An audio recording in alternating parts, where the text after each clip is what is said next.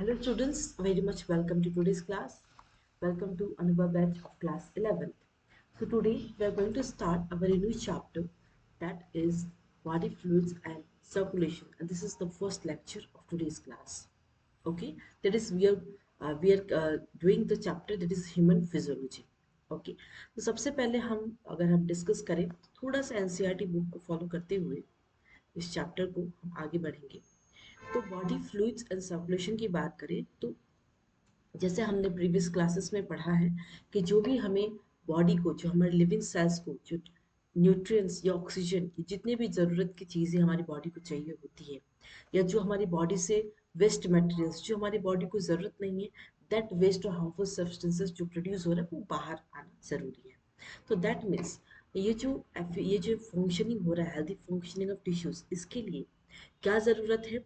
It is therefore essential to have efficient mechanisms. ये जो substance move कर रही है सेल से टिश्यूज तक, ठीक है, तो इसके लिए एक एफिशिएंट मैकेनिज्म की ज़रूरत पड़ती है जिसका नाम है, बहुत सारे ग्रुप ऑफ एनिमल्स हैं वो different methods for transport of substance use करते हैं, ठीक है ना, ऑक्सीजन का ट्रांसपोर्ट होना हमारे सेल्स में, है ना। तो वो कौन कर रहा है वो आज के क्लास में पढ़ने वाले हैं। तो बहुत सारे ऑर्गेनिजम्स, जैसे कि जो सिंपल ऑर्गेनिजम्स है लाइक स्पॉन्जेस, जो कि पोरीफेरा है, सिलेंट्रेट्स है, वो कैसे सर्कुलेट करते हैं वाटर सराउंडिंग से अपने सेल तक कैसे लेते हैं थ्रू द बॉडी कैविटीज। वहां पे कैसे हो रही है बॉडी कैविटीज के थ्रू सेल्स में वाटर एक्सचेंज हो रहा है from the surroundings with in their bodies, और उनके बॉडीज में इस तरीके से ट्रांसपोर्ट हो रही है मैटेरियल्स। लेकिन जो हायर ऑर्गेनिजम्स है, ये जो कम्प्लेक्स ऑर्गेनिजम्स है लाइक ह्यूमन, उनमें क्या है ब्लड। ब्लड जो है एक फ्लूइड है। Blood is the most commonly used body fluid, ये सबसे commonly used body fluids on in the higher organisms में है, ठीक है। तो और दूसरा भी फ्लूइड है जिसका नाम है लिम्फ, जो हेल्प कर रहे हैं क्या, ट्रांसपोर्ट ऑफ सर्टेन सब्सटेंसेस। तो इस चैप्टर में हम पढ़ने वाले हैं कंपोजिशन और properties of blood and lymph और इनका mechanism of circulation of blood, जो कि एक्सप्लेन किया हुआ है इस क्लास में, ठीक है। तो सबसे पहले अगर हम ब्लड की बात करें, हमारा ब्लड कैसा होता है, रेड कलर का होता है। ब्लड क्या है, इट्स स्पेशल कनेक्टिव टिश्यू, और ब्लड में क्या क्या कम होते हैं, मैट्रिक्स होता है, प्लाज्मा होता है और फॉर्म्ड एलिमेंट्स होते हैं, ठीक है। दैट मीन्स अगर हम प्लाज्मा की बात करें तो प्लाज्मा क्या है, इज स्ट्रॉ कलर्ड, ठीक है, विस्कस, विस्कस मतलब स्लिपरी फ्लूइड है। इट कंसिस्ट मेनली 55, तो सबसे यहाँ से क्वेश्चन आता है, 55% ऑफ द ब्लड जो है प्लाज्मा रहता है वहाँ पे, और 90 से 92% ऑफ द प्लाज्मा जो क्या है वाटर है, और जो प्रोटीन है वो कितने कंट्रीब्यूट करते हैं, 6 to 8%, ठीक है। फिब्रिनोजन, ग्लोबुलिन्स, एल्बुमिन्स, ये सारे मेजर प्रोटीन्स है जो कि ये प्रोटीन्स हमें ब्लड क्लोटिंग में भी हेल्प करते हैं, ठीक है। जैसे कि यहाँ पे लिखा हुआ है फिब्रिनोजेंस क्या है, क्लोटिंग क्या होता है, सपोज जैसे कि अगर आपका हैंड किसी भी तरह से कट गया हो, तो आपने देखा होगा कि आपका जो ब्लड है एक टाइम के बाद रुक जाता है। दैट मीन्स ब्लड ब्लड के पास एक ऐसी प्रॉपर्टी है जिनके पास कुछ प्रोटीन्स मौजूद है जिनका नाम फिब्रिनोजन, जो हमारे ब्लड को, जो कंटिन्यूअस फ्लो हो रहा है उसको रोक रही है। दैट मीन्स वो क्लॉटिंग करने में हेल्प कर रही है, दैट मीन्स ब्लड को रोकने में सक्षम रह रही है, ठीक है। दैट मीन्स जो हमारे ब्लड है जिसका नाम है फिब्रिनोजेंस, जो हमारे ब्लड के पास है, they are needed for clotting और कोagulation ऑफ ब्लड। ग्लोबुलिन्स किस में इन्वॉल्व है, डिफेंस मैकेनिज्म, हमारी बॉडी के डिफेंस मैकेनिज्म, किसी तरह की फॉरेन पार्टिकल हमारी बॉडी में आ गई तो ग्लोबुलिन्स जो हमारे सेल को प्रोटेक्ट कर रहा है, ठीक है, जो कि ब्लड में प्रेजेंट है, प्रोटीन्स जो कि प्रेजेंट है इन द ब्लड। वो एल्बुमिन्स क्या करते हैं, ये ऑस्मोटिक बैलेंस का मतलब होता है, जो सॉल्ट एंड आयन का जो बैलेंस होता है, जो पीएच की जो बैलेंस होती है, वो हमारे ब्लड में होना बहुत जरूरी है, राइट। एक पर्टिकुलर पीएच हमारी बॉडी के लिए जरूरत होती है, ठीक है। तो that balance has to be maintained by albumins, ठीक है। प्लाज्मा कंटेन्स स्मॉल अमाउंट, कुछ मिनरल्स उनके पास है like sodium ions, calcium ions, magnesium ions, bicarbonate, chloride ions etcetera. तो ये सारे जो मिनरल्स हैं प्रेजेंट होते हैं कहाँ, इन the plasma. Glucose, amino acids, lipids, ये भी प्रेजेंट है प्लाज्मा में, बट ये क्या करते हैं, they are always in transit in the body. जो फैक्टर्स फॉर कोagulation और clotting of blood are also present in the plasma in an inactive form. That means जो फैक्टर्स प्रेजेंट होता है किसके लिए, क्लॉटिंग के लिए या ब्लड के कोagulation के लिए, वो प्लाज्मा में भी प्रेजेंट होता है, लेकिन वो एक्टिव फॉर्म में नहीं होता है, वो इनएक्टिव फॉर्म में होता है, ठीक है। ये जो ब्लड में होते हैं वो इनएक्टिव फॉर्म, ठीक है। Plasma without the clotting factors अगर प्लाज्मा में क्लॉटिंग फैक्टर्स नहीं रहा उसको हम क्या कहेंगे, सीरम कहेंगे। ठीक है, अब हम बात करेंगे फॉर्म्ड एलिमेंट्स। तो फॉर्म्ड एलिमेंट्स का मतलब होता है इराइथ्रोसाइट्स, ल्यूकोसाइट्स और ब्लड प्लेटलेट्स, इन सब को हम क्या कहते हैं, फॉर्म्ड एलिमेंट। आपने सुना होगा प्लेटलेट्स का नाम कि जब भी किसी तरह की इन्फेक्शन होती है, चाहे अगर किसी को वायरल इन्फेक्शन, ठीक है, तो प्लेटलेट्स जो है वो कम हो जाते हैं। ठीक है, क्योंकि वहाँ किसी तरह की फॉरेन पार्टिकल हमारी बॉडी में आ गई, हमारी बॉडी जो डब्ल्यूबीसीज है बेसिकली वो हमारी बॉडी को प्रोटेक्ट नहीं कर पा रही, इसकी वजह से प्लेटलेट्स डिक्रीज होता है। और भी कॉजेज होते हैं, like if a person is suffering from malaria और डेंगू, ठीक है, तो इस तरह की बीमारियों में प्लेटलेट्स बहुत जल्दी जल्दी घट जाता है, क्योंकि जो जो वायरस है, जो डेंगू बेसिकली वो ज़्यादातर प्लेटलेट्स को डिक्रीज करते हैं, वो हमारे ब्लड में जाके डायरेक्ट इन्फेक्ट करते हैं। ठीक है, तो अगर हम बात करें इराइथ्रोसाइट्स, इराइथ्रोसाइट्स का मतलब होता है RBCs, that is they are the most abundant, that means सबसे ज़्यादा अगर हम बात की जाए तो आरबीसी हमारे बॉडी सेल्स में सबसे ज़्यादा है, राइट। एक इंसान अगर वो हेल्दी है तो उसके पास कितने होने चाहिए, 5 millions to 5.5 millions of RBC per M cube of blood. That means RBC किससे बने हैं, form in the red bone marrow, हमारा जो बोन मैरो है एडल्ट है वहाँ पे आरबीसीज बनती है। आरबीसीज के पास न्यूक्लियस नहीं होती, ठीक है, in most of the mammals and are biconcave. RBC की शेप क्या होती है, biconcave in shape in most of the mammals. ठीक है, दे आर वे रेड कलर्ड, जिनका जिसमें क्या है, आयरन कंटेनिंग कॉम्प्लेक्स प्रोटीन है जिसका नाम है haemoglobin, hence the colour and name of the cells. That means जो कलर है रेड है, इस वजह से वहाँ पे क्या है, आयरन कंटेनिंग पिगमेंट है, इसी और इस प्रोटीन का नाम क्या है, हीमोग्लोबिन है।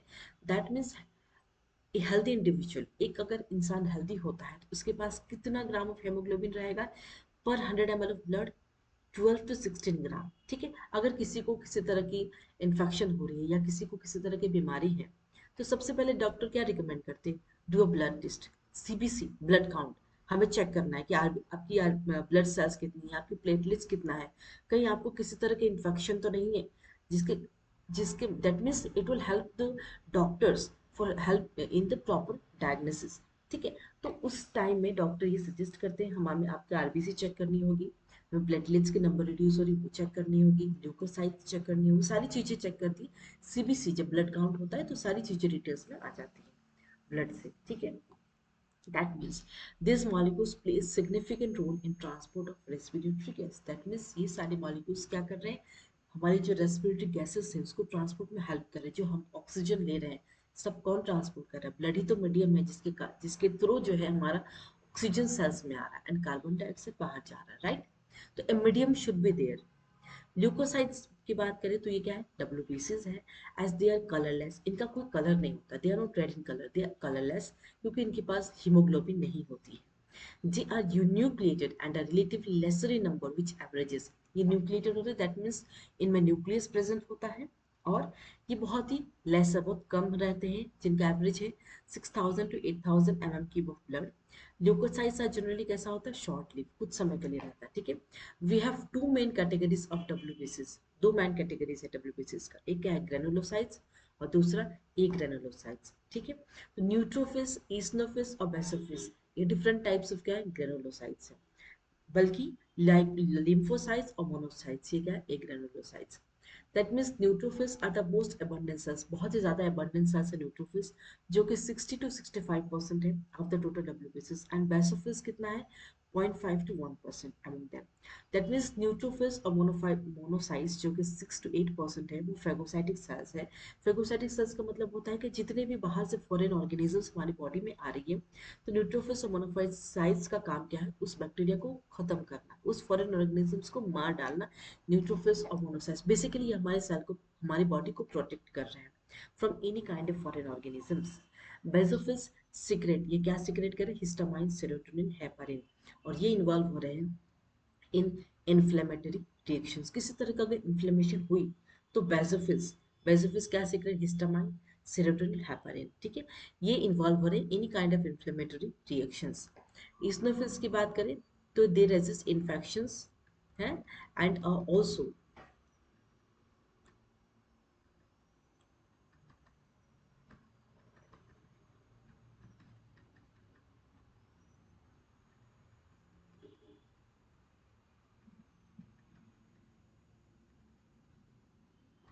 तो दिस इज द डायग्राम, आप देख सकते हैं फॉर्म्ड एलिमेंट्स के बाद प्लेटलेट्स, इस्नोफिल्स, न्यूट्रोफिल्स। ओके, तो eosinophils they can resist infections and are also associated with allergic reaction। ठीक है, तो किसी तरह का अगर किसी को एलर्जी होता है तो डॉक्टर्स कहते हैं कि आप एलर्जी टेस्ट कराइए।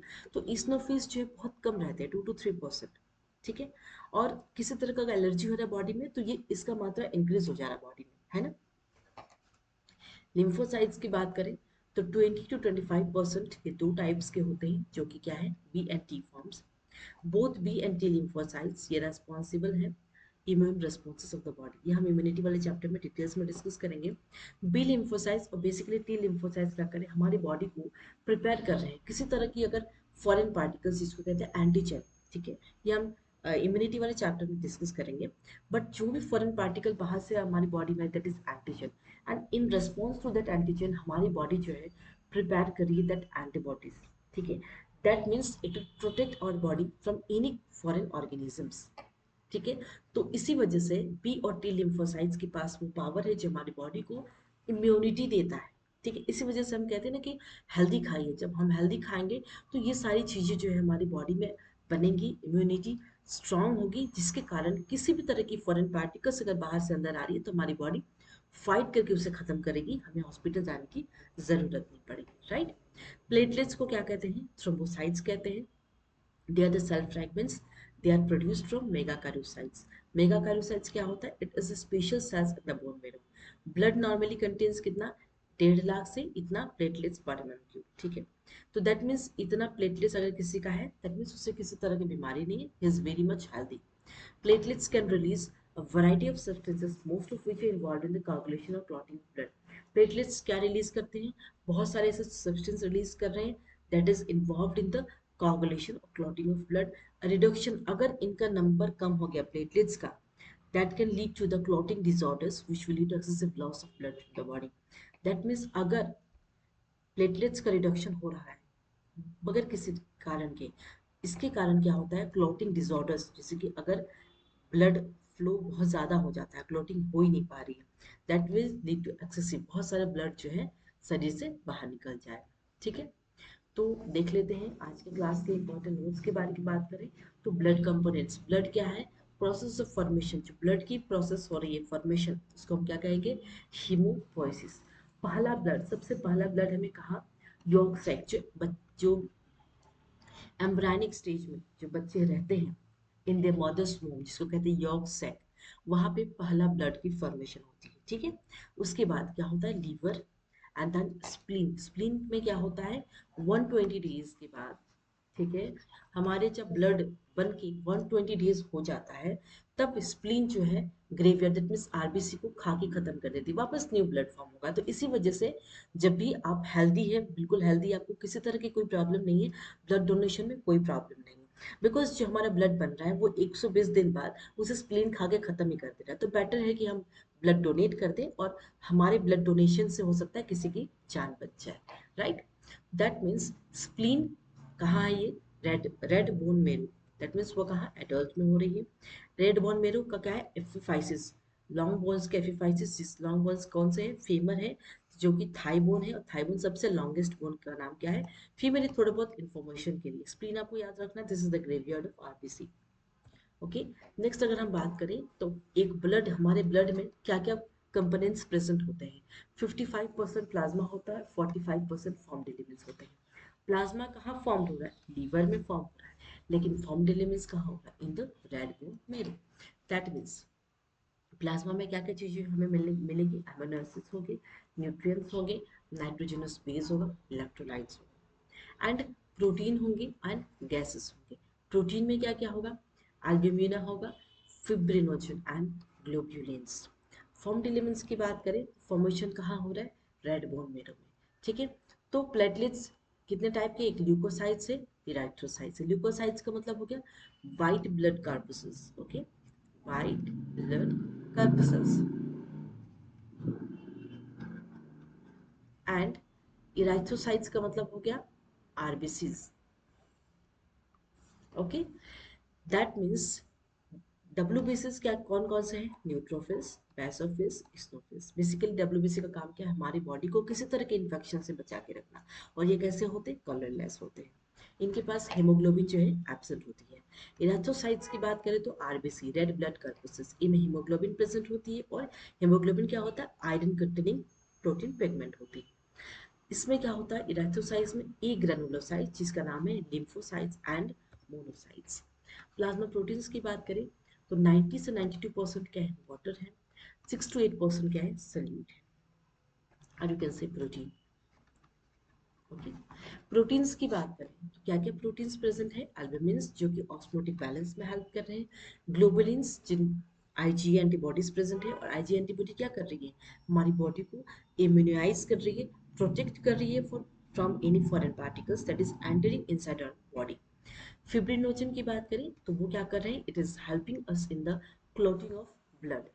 गैसेस की बात करें तो ऑक्सीजन 33% और कार्बन डाइऑक्साइड 7%।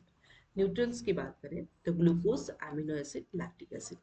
वेस्ट प्रोडक्ट की बात करें तो यूरिया, यूरिक एसिड जो हमारी बॉडी को जरूरत नहीं है और वो बाहर निकलना ही है। इलेक्ट्रोलाइट्स की बात करें तो sodium ion, potassium ion, chloride ion, bicarbonate. ठीक है, अब हम बात करेंगे फॉर्म्ड एलिमेंट्स के लिए। तो हमारा जो ब्लड स्टेम सेल्स है जो कि टोटिपोटेंट सेल्स है, इस ब्लड सेल्स से क्या क्या चीजें हो रही है? माइलोइड स्टेम सेल और लिम्फोइड सेल्स। माइलोइड से क्या हो रहा है? रेड ब्लड सेल्स, प्लेटलेट्स और माइलोब्लास्ट। और माइलोब्लास्ट से क्या बन रहा है? ग्रेनुलोसाइट्स। आपको पता है ग्रेनुलोसाइट्स क्या क्या होते हैं? Eosinophil, basophil and neutrophils. Okay, अगर हम लिम्फोइड स्टेम सेल्स की बात करें, ये कहाँ से आ रहे हैं? लिम्फोब्लास्ट। अब लिम्फोब्लास्ट में क्या क्या होता है? B lymphocytes, T lymphocytes, natural killer cells. Basically neutrophil से लेके एनके सेल्स तक नेचुरल किलर सेल्स को हम क्या कहते हैं? एनके सेल्स भी कहते हैं। और इनका ये क्या है? डब्ल्यूबीसीज है। दैट मीन्स ये हमारी बॉडी को इम्यूनिटी दे रहे हैं, हमारी बॉडी को प्रोटेक्ट कर रहे हैं किसी तरह की फॉरेन पार्टिकल्स अगर हमारे सेल्स के अंदर जा रहे हैं तो ये हमारी बॉडी को डिफेंस मैकेनिज्म, दैट मीन्स हमारी बॉडी को डिफेंस मैकेनिज्म का मतलब क्या होता है? हमारी बॉडी को प्रोटेक्ट करने किसी भी तरह के फॉरेन पार्टिकल से। ठीक है, आरबीसी की बात करें तो नंबर कितना है? 5 to 5.5 million RBC per M cube of blood. Shape कैसा होता है? Biconcave, circular, oval. Oval shape exception है। एक्सेप्शन क्या है? ओवल शेप जो है ब्लड में कैमल और लामा में होता है। Special mature that is nucleus present होते हैं। मैच्योर न्यूक्लियस एब्सेंट होते हैं। So that more space is available, तो ज़्यादा स्पेस अवेलेबल है फॉर द हीमोग्लोबिन। इसमें आर एब्सेंट होते हैं, राइबोसोम एब्सेंट होते हैं और गोल्जी एब्सेंट होते हैं। ठीक है, हीमोग्लोबिन की बात करें तो यहाँ पे 4 iron molecule and alpha and beta molecule से हमारा हेमोग्लोबिन का स्ट्रक्चर है। बेसिकली एक हेल्दी एडल्ट के लिए कितना होना चाहिए? Haemoglobin 12 to 16 gram of haemoglobin पर 100 ml of blood. Life span कितना होता है? 100 to 120 डेज।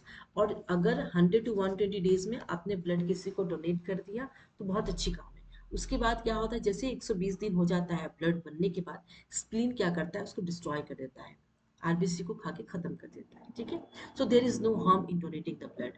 ओके, टर्म्स की बात करें, पॉलीसाइथेनिया मेनी आरबीसी, इराइथ्रोपेनिया का मतलब है RBC amount is less. WBC की बात करें तो कितने हमारे सेल्स में प्रेजेंट होते हैं? 6000 to 8000 सेल्स पर एम क्यूब।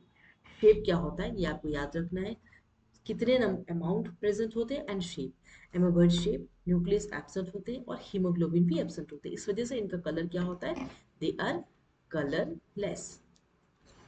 ठीक है, इनके पास स्पेशल फीचर होता है जिसका नाम है डायबिटेसिस। ठीक है, तो दैट मीन्स जो डब्ल्यूबीसी स्क्वीजिंग आउट हो रही है from the blood capillary into the tissues. ठीक है, इनके इसी प्रोसेस को क्या कहते हैं? डायबिटेसिस। ये स्पेशल प्रॉपर्टी किसके पास रह रही है? डब्ल्यूबीसी के पास। अब हम बात करेंगे स्ट्रक्चर से, डिस्कस करते हैं। सबसे पहले हम न्यूट्रोफिल्स की बात करें तो उसका स्ट्रक्चर ऐसा होता है। और ये कितने प्रेजेंट होते हैं? 60 to 65% ऑफ डब्ल्यूबीसी क्या है? न्यूट्रोफिल से है। फीचर क्या है? Polymorpho nuclear leucocyte. They are stained with both acidic, मतलब एसिडिक और बेसिक डाई दोनों से स्टेन्ड होते हैं। और इनके पास फेगोसाइटोसिस प्रॉपर्टी होती है। दैट मीन्स किसी तरह का अगर फॉरेन पार्टिकल बाहर से अंदर आ रहा है उसे खा के खत्म कर देते हैं। काम किसका? न्यूट्रोफिल्स। और जानते हैं आपकी डब्ल्यूबीसी का काम क्या होता है? हमारे सेल्स को, हमारे ब्लड को, पूरी बॉडी को प्रोटेक्शन कर देना। बेसोफिल की बात करें तो 0.5 to 1% है। ये किससे स्टेन्ड हो रहे हैं? दे स्टेन्ड बेसिक डायल। ये इन्फ्लेमेशन अगर हमारे सेल को होता है तो ये क्या रिलीज करते हैं? Histamine, serotonin and heparin. ठीक है। नेक्स्ट इस्नोफिल की बात करें तो सिर्फ ये 1 to 2% ही प्रेजेंट होते हैं। किसी तरह का अगर एलर्जिक रिएक्शन हमारे बॉडी में होता है तो डॉक्टर कहते हैं आप चेक करिए कि इस्नोफिल बढ़ा तो नहीं है। किसी तरह की पैरासिटिक इन्फेक्शन अगर हमारे सेल में हो रही है तो ये इस्नोफिल का जो अमाउंट है वो बढ़ जाता है, जिसके कारण पता चल रहा है कि हमें किसी तरह की एलर्जी है, जिसके कारण हमारा इस्नोफिल बढ़ गया है। They are stained with acidic dye. अगर हम बात करें एक ग्रेनुलोसाइट्स की तो उसमें दो होते हैं, मोनोसाइट, एक लिम्फोसाइट। मोनोसाइट का स्ट्रक्चर कैसा है? बिन शेप्ड होते हैं। नंबर क्या होता है? 6 to 8%। फीचर क्या है? ये भी फेगोसाइटिक सेल है। लीवर में जो कि कफर सेल प्रेजेंट है, किडनी में मेसेंजियल प्रेजेंट है, और लंग्स में डस्ट सेल, ब्रेन में माइक्रोग्लाइल सेल प्रेजेंट है। लिम्फोसाइट की बात करें तो बी सेल और टी सेल है, जो कि 20 to 25% हमारे सेल्स में प्रेजेंट है। इनकी फॉर्मेशन कहाँ हो रही है? रियल बोन मैरो में। और मैच्योर कहाँ हो रहे हैं? थाइमस में। दैट मीन्स बी सेल और टी सेल कहाँ बन रहे हैं? बोन मैरो में। और मैच्योरेशन कहाँ हो रही है इनका?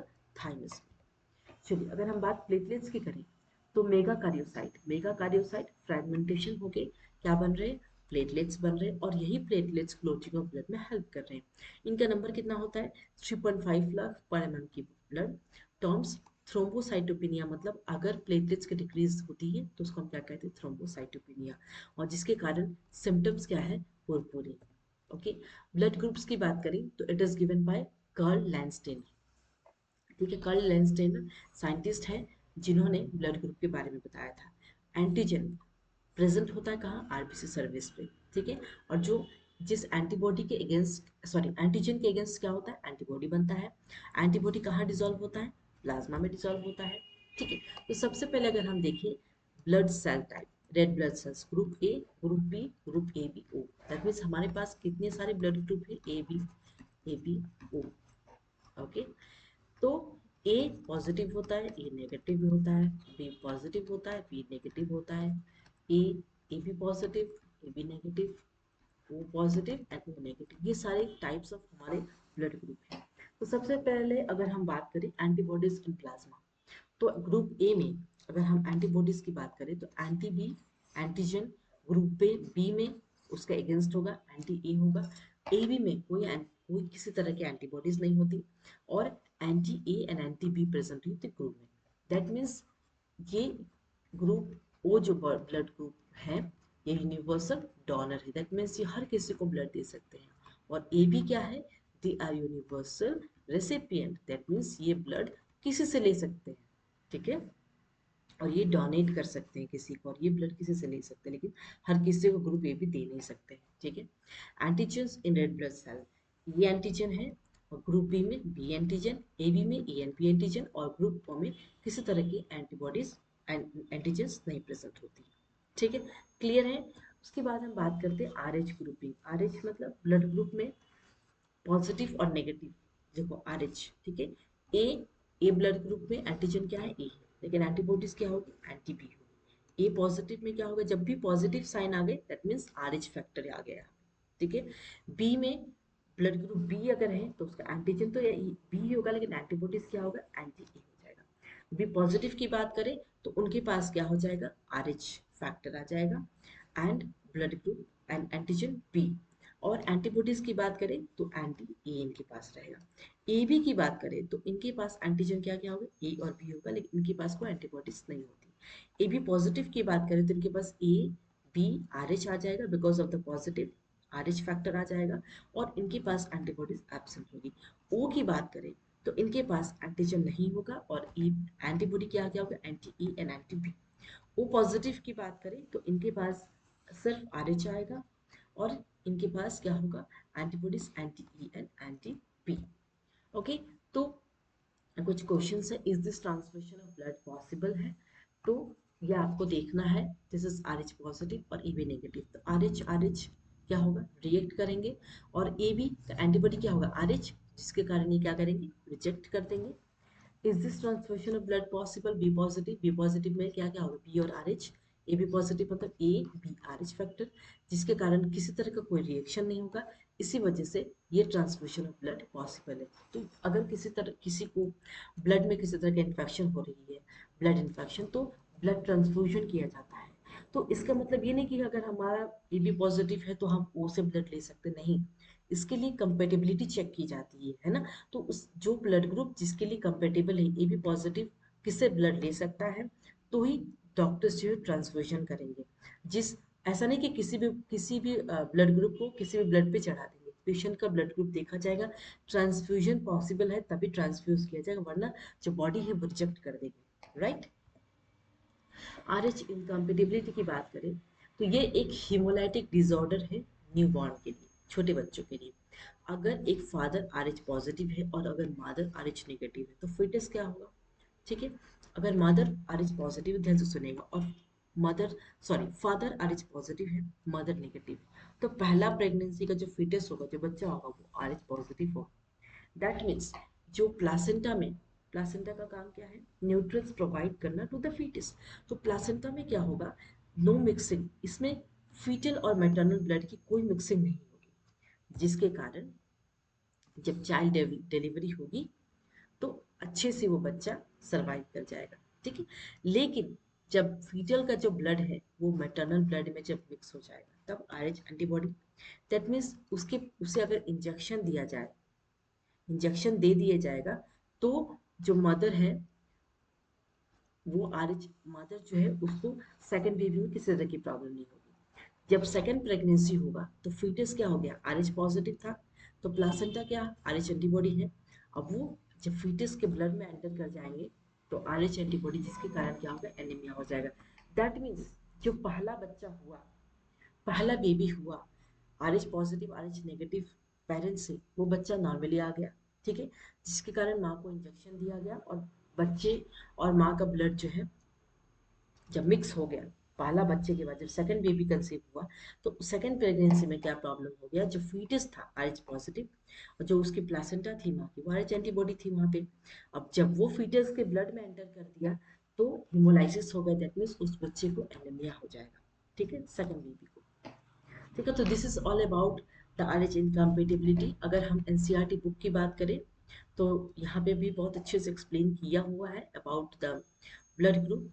ब्लड ग्रुप आपको पता है कि blood of human beings differ in certain aspects though it appears to be similar.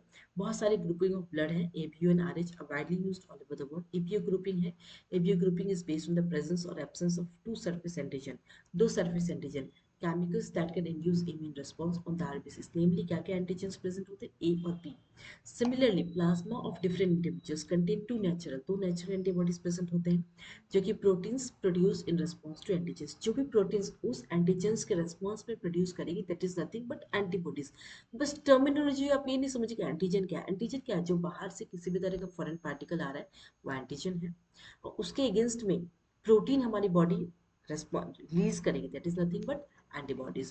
The distribution of antigens and antibodies in the four groups of blood क्या क्या है, AB and O are given.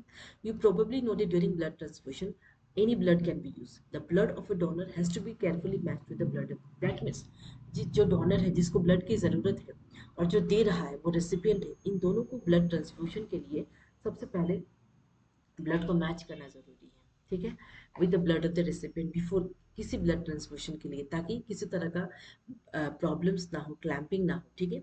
Donors compatibility is shown in the table, ठीक है। तो ये देखिए blood group A है तो एंटीजेंस ए होगा, एंटीबॉडीज क्या होगा, इसके ऑपोजिट होगा, क्योंकि आपको पता है एंटीजेंस के अगेंस्ट में हमारी बॉडी प्रोटीन रिलीज करती है, इसका नाम है एंटीबॉडीज, तो इसका ऑपोजिट होगा, राइट। तो एंटी बी, तो ब्लड ग्रुप क्या होगा, ए और ए। और ब्लड ग्रुप निकालने का मैं एक और तरीका आपको बता सकती हूँ, लेट मी शो यू। अगर किसी पेरेंट्स का ब्लड ग्रुप ए है, फादर का, एंड मदर का बी है, तो फीटस का ब्लड ग्रुप क्या क्या प्रोबेबिलिटी हो सकती है, ठीक है। तो ये एक ट्रिक मैं बता रही हूँ आपको, ए ओ बी ओ, ठीक है। अब क्या होगा, पहले इसको क्रॉस करिए तो ए बी, फिर इसको क्रॉस करिए ए, इसको क्रॉस करिए बी, इसको क्रॉस करिए। तो दिस आर द प्रोबेबिलिटीज, अगर पेरेंट्स का ब्लड ग्रुप एक का ए है एक का बी है, तो इस प्रोबेबिलिटी के जो जो बच्चे हैं, जो चिल्ड्रन है उस बच्चे उस पेरेंट्स पेरेंट्स के, तो उनका ब्लड ग्रुप की प्रोबेबिलिटी सी हो सकती है। किसी तरह का क्वेश्चन आएगा तो आप ब्लड ग्रुप से क्वेश्चंस कर सकते हैं। अगर क्वेश्चन आया कि फादर का ब्लड ग्रुप ए बी है और मदर का ब्लड ग्रुप ओ है, ठीक है, तो चांसेस क्या है, आई मीन चिल्ड्रन के ब्लड ग्रुप का, तो ऐसे करिए आप ए बी ओ ओ, तो A B O, that means A and B and O, ये तीन प्रोबेबिलिटी हैं। जब भी बच्चे होंगे तो इन तीन प्रोबेबिलिटीज वाले बच्चे के ब्लड ग्रुप होंगे, ठीक है। ओके, तो इस तरीके से जो है ब्लड ट्रांसफ्यूजन करने के लिए ये ब्लड ग्रुप का जानना बहुत जरूरी है। आरएच ग्रुपिंग की बात करें तो आरएच ग्रुपिंग अभी मैंने बताया कि जो एंटीजन, अनदर एंटीजन, तो आरएच एंटीजन जो similar to one present in the rhesus monkey, तो कहते हैं हैंस आरएच, ये भी ऑब्जर्व हुआ कहाँ पे, आरबीसी के सरफेस पे, और majority nearly 80% of humans, such individuals are called RH positive and those in whom this antigen is absent उनको कहते हैं आरएच नेगेटिव। दैट मीन्स जो आरएच नेगेटिव पर्सन है, अगर वो आरएच पॉजिटिव से एक्सपोज कर रहा है, they will form specific antibodies against the RH antigen, ठीक है। Therefore, RH group should also be matched, that इसका मतलब अगर किसी का RH पॉजिटिव है तो उसको भी मैच करना बहुत जरूरी है, किसी तरह का कोई ट्रांसफ्यूजन अगर हो रहा है।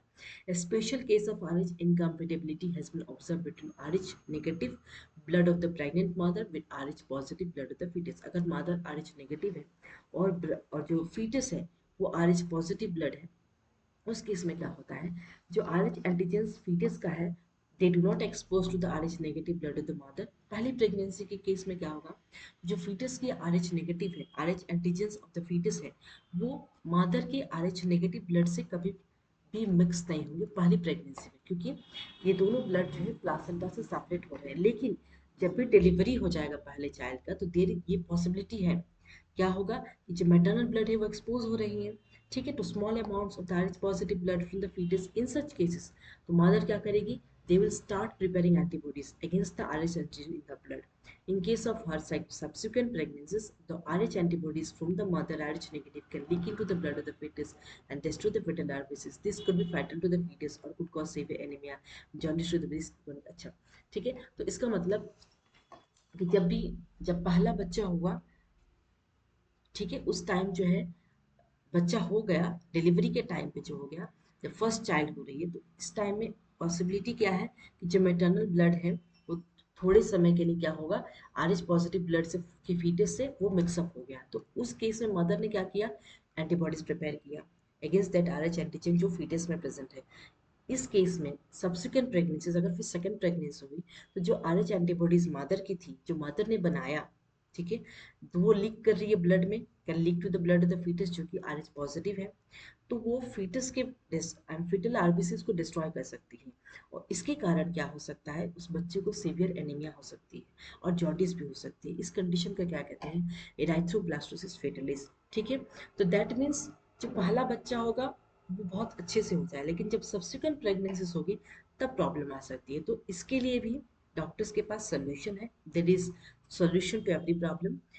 तो इसको अगर करना है, इसके लिए क्या कर सकते हैं, this can be avoided by administering anti RH antibodies. Mother को अगर हम लोग एंटी RH एंटीबॉडीज अगर दे दी जाए इमिडिएटली, अगर पहला बच्चा डिलीवर हो गया और उसके बाद तुरंत जो है एंटी RH एंटीबॉडीज की वैक्सीन दी जाए माँ को, तो सेकंड बेबी जब होगा उस केस में किसी तरह की कोई प्रॉब्लम नहीं होगी, न बच्चे को होगी, न माँ को होगी, न बच्चे को एनीमिया होगी, न बच्चा जो है बिल्कुल ही सेफ रहेगा। तो इसके लिए ये इंजेक्शंस का देना बहुत ज़रूरी है। अगर एक फीटस RH पॉजिटिव है, उसका ब्लड है, और मदर अगर RH नेगेटिव है, तो सेकंड बेबी एनीमिया ना हो, उसके लिए जो है ये एंटी RH एंटीबॉडीज बच्चे को देना, आई मीन सॉरी मदर को देना बहुत जरूरी है, ठीक है। तो this was all about the RH grouping. तो आज का क्लास यहीं तक था। आपको कोई भी डाउट्स हो तो आप कमेंट सेक्शन में कमेंट कर सकते हैं, और एग्जाम्स में है तो ढेर सारा क्वेश्चंस करते रहिए, ठीक है। तो मिलते हैं नेक्स्ट क्लास में। Thank you all of you.